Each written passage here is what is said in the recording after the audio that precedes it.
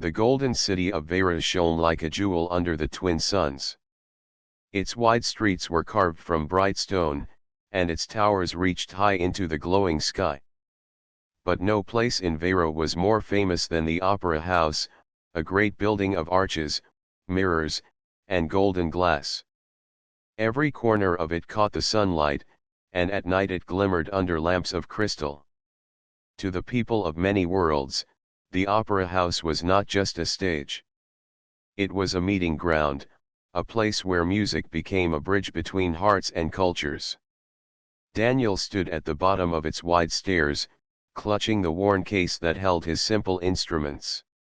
Compared to the shining walls and the grand banners fluttering above, he looked small and plain. His suit was neat but modest, and his shoes had carried him across long miles of travel. He was no grand star, no noble guest. He was a young man from Earth, invited as a curiosity, a fresh sound among the alien music. His heart beat quickly as he climbed the steps. He had dreamed of this moment playing in a hall where voices from 100 worlds echoed. Yet now, faced with the grand gates, he wondered if he truly belonged here. Would anyone understand the songs of Earth? Would they care? Inside, the opera house was even more dazzling. The walls glowed with gold and ivory, and the ceiling stretched high like the sky itself. Sculptures of legendary singers stood in alcoves, their faces carved with perfect detail. The air smelled faintly of flowers, a scent spread through hidden vents.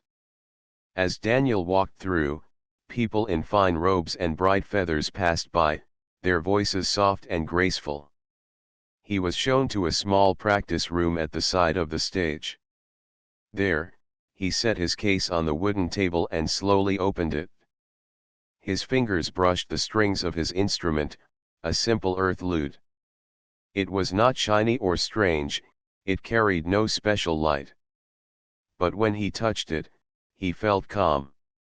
It was a piece of home, a voice he could trust. Daniel began to play softly, letting the notes flow through the empty room. The sound was gentle, filled with warmth and longing. To him, it was like speaking in his own language when surrounded by strangers. He did not know that in the far balcony, someone was listening.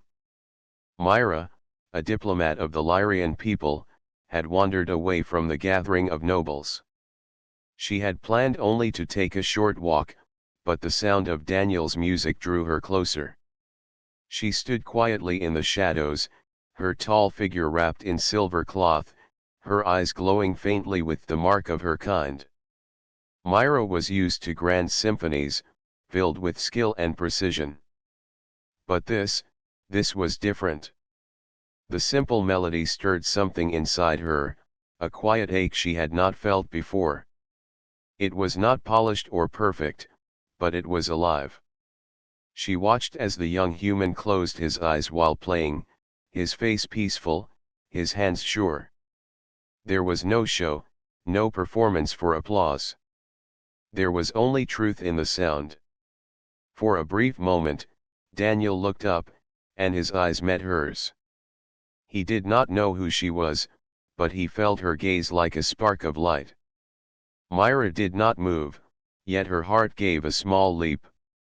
Then, as quickly as it happened, Daniel lowered his eyes again, continuing his song. Later that evening, the opera house filled with guests for the welcoming banquet. Long tables glittered with crystal cups and golden dishes. Musicians from other worlds played soft background tunes, filling the air with strange rhythms. Daniel sat at the edge of the hall, feeling out of place among the richly dressed crowd. He noticed Myra across the room. She stood tall among her people, her presence calm yet commanding. Many bowed when they passed her, showing respect to her high position. Daniel guessed she was someone important, far above his reach. Still, he could not forget how she had listened earlier. As the evening went on, Daniel was introduced to a few curious guests who asked about Earth.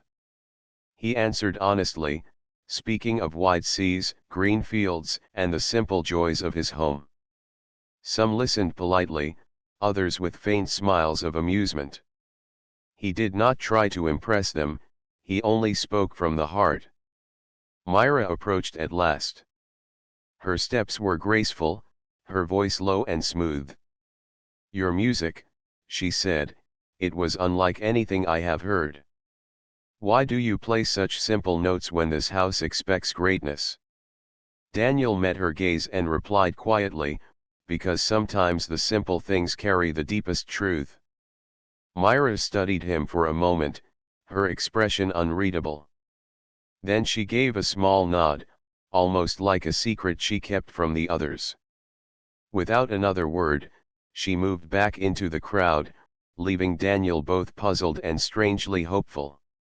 That night, as he returned to his room, Daniel thought of her face and her question. He did not know her name, nor her world, but he felt certain of one thing: the opera house would change his life in ways he could not yet imagine. The opera house glowed brighter than the stars that evening. Guests from many worlds filled the golden hall, their robes shimmering with strange fabrics, their voices like a soft wave rising and falling. At the center, the great stage stretched wide, polished until it reflected every lamp above. This was the night when the season would begin, and every performance was expected to shine. Daniel stood behind the heavy curtains, his lute resting in his hands. His palms felt damp, though the room was cool. He had played for small gatherings before, for friends and family on earth, but never for such a hall, never for so many watchful eyes. His heart beat hard, and he whispered to himself, "Do not think of the crowd. Just think of the song." The announcer's voice echoed, naming performers in turn. One by one, alien musicians stepped forward, some with instruments of crystal that glowed when touched, others with long pipes that bent sound into shapes. The audience clapped politely, nodding in quiet approval. When Daniel's name was called, he stepped onto the stage. A silence fell, a silence deeper than any he had known. The golden lamps shone on his plain suit, and his small lute looked almost childish compared to the shining instruments of the others. Yet Daniel held it with care, as though it were the most precious jewel. He sat on the simple chair placed for him and closed his eyes. His fingers moved across the strings, and the first notes rose into the air. The melody was soft, almost like a whisper. At first, some guests leaned back, unsure of what to expect from such a quiet sound. But as Daniel continued, the hall slowly shifted. The music was simple, yet it carried warmth. Each note was shaped with care, telling of wide fields, calm rivers, and the gentle touch of home. He played not to impress, but to share a piece of his heart. And though many could not name the feeling, they felt it like sunlight touching their skin. Myra sat among her people, her silver robe catching the light. At the start, she watched with the calm mask of a diplomat. But as the song unfolded, her gaze softened. She felt as if she were standing in a place she had never seen yet somehow remembered. The sound wrapped around her, gentle yet firm, speaking directly to her soul. She leaned forward, forgetting the noble faces beside her. When Daniel finished, the hall was quiet for a breath longer than expected. Then polite applause followed. Some smiled faintly, others looked curious, though a few whispered that the performance was too plain. Daniel bowed, accepting the response without pride or shame. He left the stage and returned to the side room, his heart still racing. He wondered if he had failed to move them, if his song was too small for such a grand place. Later, during the banquet, Daniel found himself seated among lesser guests at the edge of the hall. He ate little, his mind replaying the performance again and again. Myra, across the hall, had not stopped thinking of his music. Against her usual habit, she chose to cross the floor and approach him. The room quieted slightly as she did, many noticed, for Myra was a figure of respect and importance. Daniel looked up, startled when she stopped by his table. "Your music," she said, her voice calm but with a hint of something softer beneath. "It was unlike anything else we heard tonight." Daniel set his cup down. "Thank you," he said, not sure if she meant it kindly or as polite courtesy. Myra tilted her head. "Why did you play something so simple? In this hall, musicians usually bring the most complex pieces they know." Daniel thought for a moment before answering. "Because simple things last. A grand song may shine for a moment, but a simple song can live in the heart forever." Her eyes lingered on him, studying his face as if to measure the truth of his words. At last, she gave a small nod. "Perhaps," she said softly, "simplicity carries a strength we do not always see." Then, before others could notice too much, she stepped back into the crowd. Daniel watched her go, puzzled yet strangely lifted. She was clearly someone of high rank, yet she had spoken to him as though his words mattered. He did not know why she cared, but the memory of her gaze gave him a quiet hope. That night, as the banquet ended and the guests drifted away, Myra stood on a high balcony, the cool air brushing her face. She thought of the human's words, of his song that refused to leave her mind. For reasons she could not explain, she longed to hear it again. And below, in his small room, Daniel sat with his lute, strumming softly into the night. He did not know she was listening from afar, her heart stirred by the very notes he doubted were enough. The days after the first performance moved slowly, yet quietly important. Daniel spent much of his time in the small rehearsal rooms of the opera house, practicing again and again. He wanted to refine his playing, though deep inside he knew perfection was not what he offered. His music was never about flawless skill, it was about truth, about sharing a piece of himself. What he did not know at first was that Myra often returned to the golden balconies above the stage. She came quietly, sometimes when the hall was empty, sometimes when the light of the twin suns spilled through the tall windows. She told no one, not even her attendants. She simply listened. From her hidden seat, Myra watched Daniel as he practiced. He sat alone, his head bent, his fingers gentle on the strings of his lute. The hall around him was silent except for the music, and in those moments she felt as if the entire opera house existed only for his song. One evening, Daniel noticed a faint shadow on the balcony. He pretended not to look, but his heart quickened. He guessed who it might be. Instead of stopping, he played with even more feeling, letting each note reach upward like a quiet invitation. Finally, after several visits, Myra chose to step down from the balcony. She walked toward the stage, her silver robe gliding over the polished floor. Daniel paused when he saw her approach. For a moment, both stood in silence. "You knew I was there," Myra said softly. Daniel smiled a little. "Your presence is not easy to miss." She raised an eyebrow. "And yet you did not call attention to it." "I thought," Daniel answered, "that you came because you wanted to listen, not to be noticed." His words surprised her, and for the first time in a long while, Myra felt a quiet laugh rise in her chest. It was a gentle sound, unfamiliar even to her own ears. She stepped closer and looked at the lute. "This is the instrument you brought from Earth?" she asked. "Yes," Daniel said, lifting it carefully.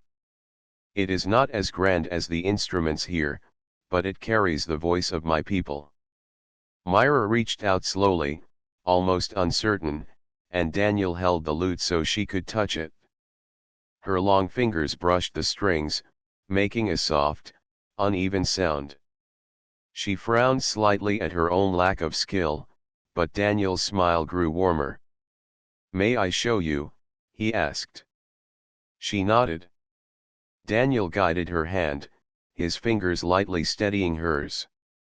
Together they pressed a chord, and a soft note rang out, fuller than before. Myra's eyes widened a little, and she pressed again, this time with more confidence. The hall filled with a sound both clumsy and beautiful. Myra laughed again, quietly but freely, and Daniel found himself laughing as well. In that moment, the Golden Opera House no longer felt distant or cold. It felt alive, almost human. From that evening, their shared moments began to grow. Myra returned more often, not only to listen but to join. Daniel showed her small steps: how to hold the lute, how to press gently, how to let the strings sing instead of break. Myra learned slowly, but she enjoyed every attempt. Outside of music, they began to talk. They walked together in the Opera House gardens, where flowers from many worlds bloomed under glowing lights. Myra told him stories of her people's traditions, of grand festivals where voices rose like thunder. Daniel shared tales of earth, of fields of wheat swaying in the wind, of children learning songs from their grandparents. Their conversations were simple, yet each word seemed to draw them closer. Daniel admired Myra's calm strength, her ability to carry herself with dignity even when others whispered. Myra, in turn, admired Daniel's honesty, his lack of pretension, and the quiet courage he showed by standing on such a grand stage with only a simple lute. But not everyone looked kindly on their growing closeness. Some nobles noticed Myra's frequent absence from formal gatherings. Others whispered when they saw her near the human musician. To them, it was unbecoming of a diplomat to spend so much time with someone from a less respected world. Myra felt the weight of these whispers, though she did not show it. Inside, she knew her people expected her to remain distant, untouchable. Yet her heart was no longer untouched. Each evening spent with Daniel made the world feel richer, brighter, as though his music had unlocked a part of her she had long forgotten. One night, as they sat together after practice, Myra asked quietly, "Why do you play with such devotion, even when many do not understand your songs?" Daniel thought for a moment before answering. "Because even if only one person listens with their heart, it is enough." His words struck her deeply. For a long time she said nothing, only sat beside him while the golden hall glimmered in silence. And though neither spoke of it aloud, both knew their bond was no longer just music. It was something more, something that was beginning to change them both. The Opera House was not only a place of music. It was also a place of eyes and ears. Every step, every glance, every word spoken in its golden halls carried weight. Rumors traveled as quickly as sound itself, and no secret remained hidden for long. Myra had known this truth all her life. As a diplomat, she was trained to guard her actions, to speak carefully, to walk in ways that carried honor.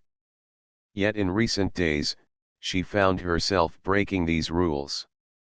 Too many times, she had walked into the rehearsal rooms where Daniel played. Too many times, she had lingered in the gardens with him, speaking of things that were personal instead of political. Now the whispers began. Some nobles shook their heads in disapproval. A diplomat of the Lyrian people should not waste her time with a human, one voice said. Others spoke more softly, almost in pity. He is harmless, but he is only a guest performer. She risks her standing by staying near him. Daniel heard the whispers, too.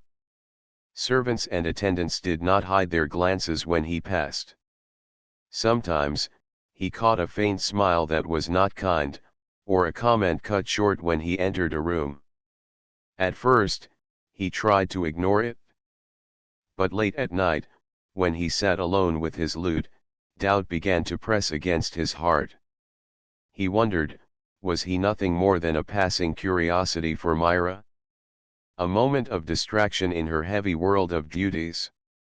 Myra, on her side, carried her own storm of thoughts. She knew her people expected her to shine as an example of dignity. To them, her time with Daniel was a risk, something that could weaken her image. Yet when she remembered the warmth of his music, the calm in his voice, she could not imagine pulling away. One afternoon, after a long rehearsal, Myra found Daniel sitting quietly on the stage, his lute resting across his knees. He did not see her at first. His head was lowered, his fingers slowly plucking at the strings without sound. "You look troubled," Myra said, stepping forward. Daniel raised his eyes, surprised but not fully glad. "Perhaps I am." She tilted her head slightly, waiting for him to explain. He sighed. "People talk. They say you should not be here with me. That I don't belong in your world. And maybe they are right." For a moment, Myra stood still. His words echoed her own hidden fears, yet hearing them aloud made her heart tighten. She walked closer and sat beside him on the edge of the stage. "Do you think I come here because I must?" she asked softly. Daniel looked at her, puzzled. I don't know. You are important. Maybe this is only kindness, nothing more." Her lips curved into the faintest smile, though her eyes were serious. "I do many things out of duty. But listening to you is not one of them." Her voice carried a strength that steadied him. Still, he lowered his gaze. "Why then? Why stay near someone like me, when you could be surrounded by those who are greater, finer, grander?" Myra paused. She wanted to answer with certainty, but words felt too fragile for what she felt inside. Instead, she chose a question of her own. "Why do you keep playing, Daniel, even when only a few understand your music? Even when you hear the whispers?" He touched the strings lightly, letting a soft chord hum in the air. "Because even if one heart listens, it is worth everything." Myra's breath caught.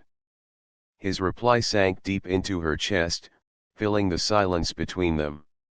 She realized then that his strength was not in pride, nor in status, but in a quiet courage that even nobles could not carry. In that moment, the whispers of the hall seemed to fade. For her, only the sound of his words and the gentle chord remained. That evening, as Myra returned to her people's quarters, she felt their questioning eyes upon her. One of the elders spoke plainly. "You give too much time to the human musician. It is unwise." Myra answered with calm dignity, hiding the storm inside. "I choose where I give my time. That is my right." But when she stepped away, she knew the challenge would not vanish. The hall would continue to whisper, and each day would bring more pressure. Yet as she remembered Daniel's quiet voice, she also knew one truth: she did not wish to step back. Not now, not ever. And far away, Daniel returned to his small room. He replayed their conversation again and again. Though doubt still lingered, her words gave him a fragile hope. Perhaps he was not just a passing distraction. Perhaps their bond, fragile as it was, had roots that no whisper could pull out. The Golden Opera House stood quiet at night, its bright lamps dimmed to soft light. The grand halls that had been filled with voices during the day now echoed only with silence. It was during these hours that Myra and Daniel often found themselves together, away from the watching eyes and restless whispers.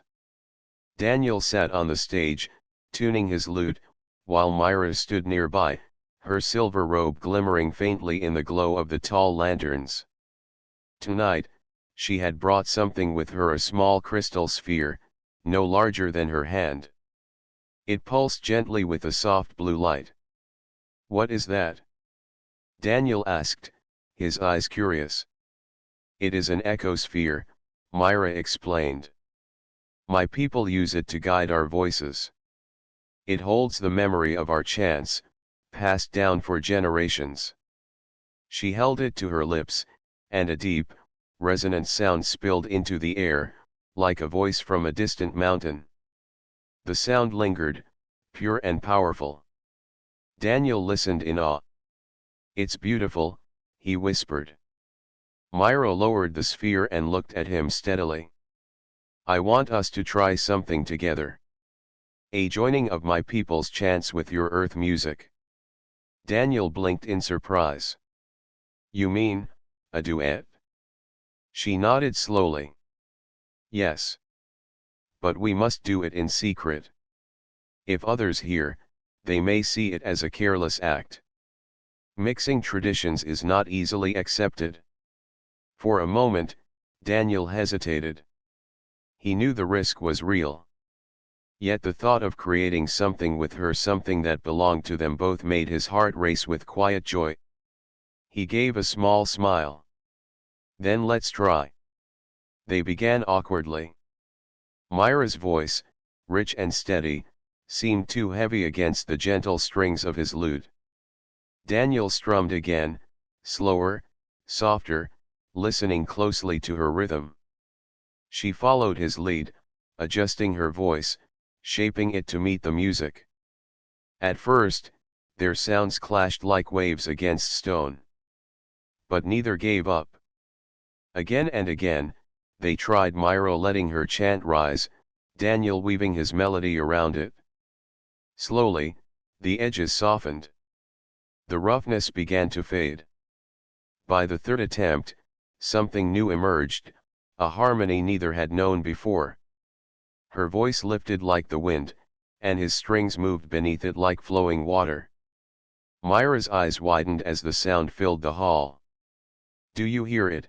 she asked, her voice almost a whisper between verses. Daniel nodded, his fingers moving without thought. "Yes. It feels alive." For hours, they practiced. Sometimes Myra's voice trembled, and Daniel would pause, offering encouragement with a quiet word or a patient smile. Other times, Daniel's hand slipped on the strings, and Myra's laughter echoed softly, easing his nerves. Each mistake brought them closer, not apart. At last, they played through the entire piece without pause. When the final note faded, the hall fell into deep silence. The golden walls seemed to hold their song, unwilling to let it go. They stood side by side, breathing hard, yet unable to speak at once. Myra looked at him, her voice softer than it had ever been. "I have sung many times in this opera house, but I have never felt this free." Daniel's gaze held hers. "And I have played in many places, but I have never felt this complete." The words hung between them, unspoken meanings hidden in their quiet. Neither dared to move closer, yet both knew their bond had grown into something stronger than friendship. From that night onward, the secret rehearsals continued. They met in the quiet hours, shaping their song into something more polished, though it always kept its simple heart. They spoke less of the whispers in the hall, for in their music they found courage. Still, Myra knew the risk was growing. If they revealed their duet, it would shock the nobles and perhaps anger her people. Yet a fire had been lit inside her. She could no longer imagine singing without Daniel's lute beside her. One night, after they finished another rehearsal, Myra turned to him. "There will be a grand gathering soon. The hall will be filled with voices from every world. It is expected that I sing a song of my people. But, she paused, her eyes searching his. I want to sing with you instead. Daniel felt his heart leap, but fear followed quickly. Myra, that would cause a storm. They might not accept it. Her voice was calm but firm. They may not. But if the music is true, perhaps even the hardest hearts will listen. Daniel looked at her, the glow of the ecosphere lighting her face. He knew she was right. The song they had created was more than music. It was a bridge, a bond, a story of two worlds meeting. He strummed his lute gently, a promise in each note. Then we'll play it, together. Myra gave a rare smile, one that shone brighter than the golden lamps. And in that quiet hall, they both knew, their secret was no longer just a secret. It was the beginning of something that could change not only them, but perhaps everyone who heard it. The night of the great gathering arrived. The golden opera house blazed with light, its glass towers glittering under the twin suns as they set. Guests from every corner of the known worlds filled the wide steps, their clothes bright with colors and gems. Inside, the hall glowed brighter than ever, its high ceiling painted with soft blue light, as if the stars themselves had come to listen. Daniel stood behind the curtains, his lute clutched tightly in his hands. His heart pounded, louder than any drum. He could hear the murmur of the crowd through the thick fabric. The nobles, the leaders, the artists, they were all here. This was no small performance. This was the moment when all eyes and ears would judge. Beside him stood Myra, tall and calm in her silver robe, though her eyes betrayed a quiet storm. Her people expected her to sing the ancient chant of the Lyrian, a song carried for centuries. But tonight, she would not stand alone. Tonight, she would stand with Daniel. Are you ready? Daniel asked, his voice low. She turned to him, her gaze steady. The question is, are you? He gave a nervous smile. I'm not sure. But I'll try. Myra touched the ecosphere she carried, its blue light pulsing softly. Then we will try together. The announcer's voice rang out, clear and strong. Myra of the Lyrian, daughter of the stars, will now present the Song of Unity. The hall grew silent. All expected Myra to step forward alone. So when she walked onto the stage with Daniel at her side, a wave of surprise moved through the crowd. Whispers rose quickly: confusion, disapproval, curiosity. Daniel felt the weight of every eye on him. His palms grew damp, his throat tight. But when he glanced at Myra, her calm presence steadied him. She gave the smallest nod, and he lifted his lute. The first note floated into the hall, gentle, human, warm. The crowd shifted, listening with polite patience. Then Myra lifted the ecosphere, and her voice rose. It was deep and strong, a sound that seemed to come from the very walls of the opera house. At first, her chant towered above Daniel's music, threatening to drown it. But then, he found the rhythm, weaving his melody around her voice. Slowly, the hall changed. The clash of human strings and Lyrian chant softened into harmony. Her voice became the wind, his lute the river, moving together as if they had always belonged. The whispers fell silent. The nobles leaned forward. Even the most doubtful listeners could not deny the strange, new beauty filling the air. Myra's heart beat fast as she sang. Never had she felt so free on this stage. The weight of tradition seemed to fall away, leaving only the pure joy of creation. Beside her, Daniel played with more strength than ever before, his music flowing not just from his fingers but from his very soul. As the song grew, the hall seemed to glow brighter. The golden walls caught the sound and carried it higher, higher, until it felt as if the whole opera house was singing with them.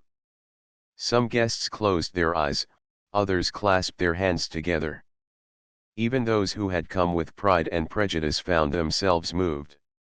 When the final note faded, the silence was deep and heavy. For a moment, Daniel feared they had failed, that the crowd would not accept what they had dared to show. Then, slowly at first, the applause began. A single pair of hands clapped, then another, then dozens, then the entire hall thundered with sound. Cheers rose, voices called out, and the opera house shook with approval. Daniel lowered his lute, breathing hard, his eyes wide with disbelief. Myra stood tall beside him, her face calm, though inside her heart soared. She had risked her place, her name, yet she had never felt prouder. Among the cheering, however, not all faces smiled. Daniel noticed a few elders of Myra's people watching with narrow eyes. Their expressions were unreadable, but their silence was louder than the applause. Backstage, after they bowed and left the stage, Daniel leaned against the wall, his knees weak. "We did it," he whispered. Myra turned to him, her voice steady but soft. "Yes. And the hall will never forget it." Yet she knew the road ahead would not be easy. Some hearts had been opened tonight, but others would harden further. The duet was more than music, it was a challenge to tradition, a bold statement that could not be ignored. Daniel looked at her, uncertain. "Do you think they will accept it?" Myra's eyes shone with quiet fire. "Some will. Some will not. But what matters is that it was true." Daniel nodded, and for the first time since arriving at the opera house, he felt that he belonged. Not because the crowd had cheered, but because Myra had stood with him, and together they had created something that could not be undone. As they left the stage, the golden lamps flickered above them, as though the opera house itself bowed in approval. The night after their performance lingered in memory like a dream. The opera house still glowed with whispers of the duet, the song that had filled every corner and refused to fade. Daniel and Myra had returned to their quiet rooms, their minds alive with both joy and unease. Morning came with sharp contrast. The golden banners of the opera house hung proudly outside, but within its walls, voices clashed. Nobles praised the duet as fresh and bold, while elders of the Lyrian spoke with concern, their tradition feeling shaken. The news spread quickly across the city and beyond, carried by visitors who had witnessed the grand event. Daniel sat near the balcony of his room, gazing at the skyline. The city seemed unchanged, yet he knew something had shifted. He still heard the echo of Myra's voice in his heart, the way it had risen above his music yet blended perfectly. That memory filled him with courage, though doubt still lingered. Myra entered quietly, her robe still simple despite her high standing. She held herself with grace, but her eyes revealed a storm beneath. "They are divided," she said softly. "Half believe we have created a bridge. The other half believe we have broken one." Daniel rose, unsure if he should speak. "Do they blame you for singing with me?" Her lips pressed together. "Some do. They say I allowed our ancient song to be touched by hands unworthy. Others," she paused, her eyes softening. "Others say it was the most alive the song has ever been." Daniel's chest tightened. "And what do you believe?" Myra moved to the balcony, looking out at the golden city. The sun shone on her silver robe, making her seem like part of the light itself. "I believe the song was honest. And honesty is never wrong." For a while, silence stretched between them. The air was cool, carrying the faint hum of the city. Daniel found himself stepping closer, not to speak, but simply to stand beside her. Later that day, they were called to the council hall. The chamber was vast, with tall arches and glowing stones set into the walls. Elders of the Lyrian sat in a half-circle, their robes dark and formal. Human guests were present as well, eager to see how the council would judge. Myra and Daniel stood side by side. Daniel's heart raced, but he kept his gaze steady, remembering the strength of their performance. One elder spoke first. "You brought beauty, yes. But you also risked the purity of our tradition. Why did you dare such a thing?" Myra bowed her head slightly, then lifted it with calm dignity. "Because tradition without growth becomes silence. Our song is not meant to be a cage. It is meant to live. And last night, it lived." A murmur spread across the hall. Some nodded in agreement, others frowned. Another elder turned to Daniel. "And you, human? Why did you believe you could add to what has been guarded for centuries?" Daniel felt the weight of the question, heavier than his lute had ever been. He spoke with care, his voice quiet but firm. "Because I listened. I did not come to change the song. I came to follow it." My strings found their place within her voice. If I was allowed to be part of it, it was only because the song itself welcomed me. The hall grew still. The words hung in the air, simple yet strong. For a long moment, no one replied. Finally, the eldest among them, a woman with silver hair and sharp eyes, rose. "The duet has caused division, yes. But it has also awakened hearts. Songs that awaken hearts are not to be feared."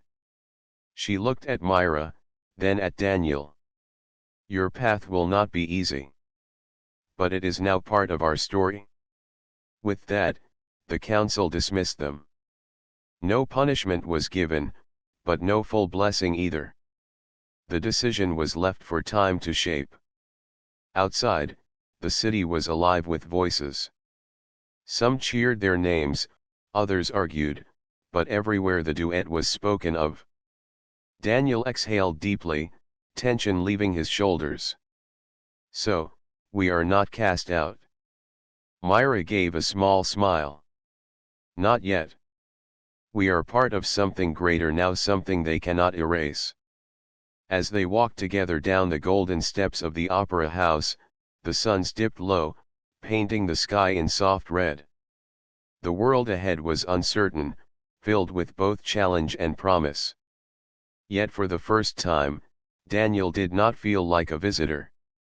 He felt like someone who belonged to the story of this place.